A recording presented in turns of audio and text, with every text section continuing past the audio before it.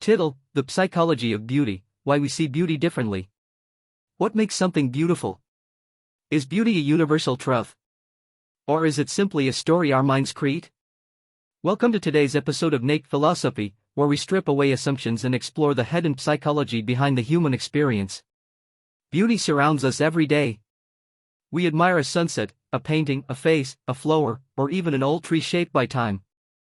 Yet if you ask 10 different people what they find beautiful, you'll likely hear 10 different answers. Why? Because beauty is not just something we see. It is something we experience. Scientists have long debated whether beauty is objective or subjective. Some features appear to be appreciated across many cultures. Symmetry, balance, harmony, and certain proportions often catch our attention.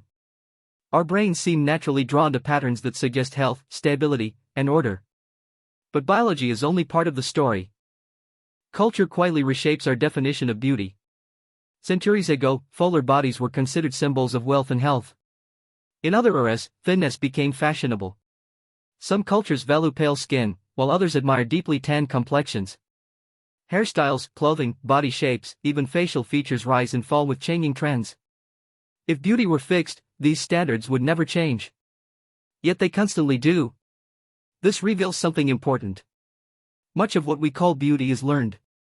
From childhood, we absorb countless images. Advertisements, movies, fashion magazines, television, social media. Without realizing it, our brains begin collecting examples of what society tells us is attractive. Eventually, those repeated images start feeling normal. Psychologists call this the mere exposure effect. The more often we see something, the more familiar and often more appealing it becomes. In other words, familiarity can shape beauty. But beauty goes deeper than appearance. Think about someone you love deeply. To others, they may appear ordinary. To you, they become extraordinary. Why? Because emotion changes perception. Our memories, relationships, and experiences influence what we find beautiful. A wrinkle may remind one person of aging. To another, it represents a lifetime of wisdom. A scar may appear imperfect. Or it may tell a story of courage and survival. Beauty often lives inside meaning. This explains why two people can stand before the same painting and feel completely different emotions. One walks away unmoved. The other is brought to tears. The artwork has not changed. The viewers have. Our brains never simply record reality. They interpret it. Neuroscientists have discovered that when people experience beauty, several regions of the brain become active simultaneously.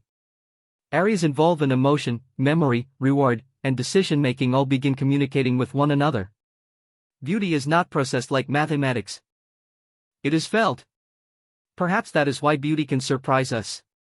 Sometimes we find beauty in unexpected places. An abandoned building covered in vines. A withered pair of hands. Rain falling against a window. Silence after a storm.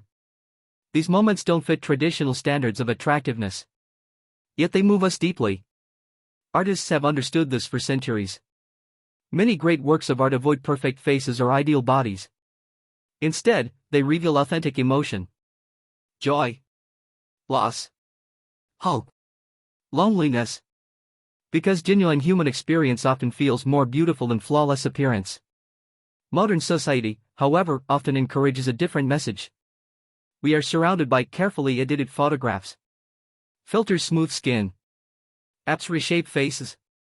Artificial perfection has become increasingly common. Ironically, the more perfect these images become, the less human they often feel. Perfection can be impressive. But authenticity creates connection. Psychologists call this the beauty of imperfection. Small imperfections make people appear real. Approachable. Trustworthy. Human. Perhaps this explains why many memorable faces are not perfectly symmetrical. They possess character. And character creates identity. Beauty also changes with time.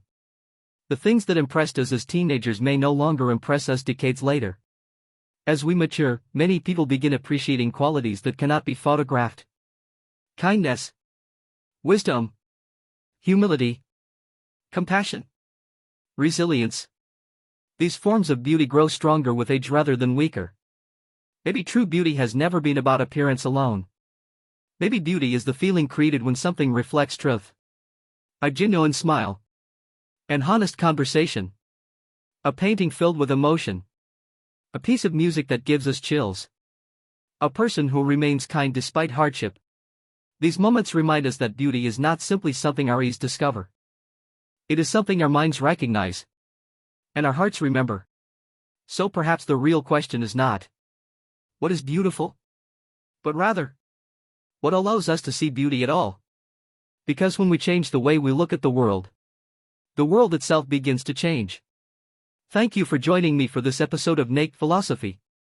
If this conversation made you see beauty from a different perspective, subscribe and join us next time as we continue exploring the hidden psychology of being human, one idea at a time.